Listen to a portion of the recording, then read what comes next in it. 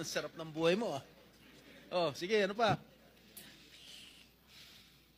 Ay, hindi ko na maalala yung iba Sa eh. dami talaga, hindi mo maalala, no? Sino-sino gumagamit itong mga luxury cars ninyo? Kami po. Everyday, Iba-iba. siguro, sa pag-aalis kayo nung umaga, Rolls Royce ang gamit mo. Pag uwi mo ng tanghali, kakain, pag lalabas kayo, may back naman ang gamit. Ganun ba yun? Sa dami nyo ng kotse. This is really, for me or for all of us, for all the Filipino people watching, this is unbelievable. To have 28 or 40 luxury cars at your disposal. Ngayon lang ako nakarinig na isang tao o mag-asawa na ganito, kadami ang kotse na mamahalin.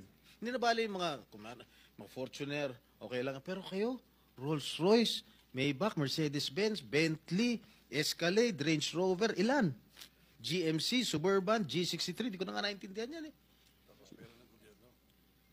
O sabi ni Senator Soto, tapos pera ng gobyerno. Ano ba? Nasaan ang konsyensya nyo, madam?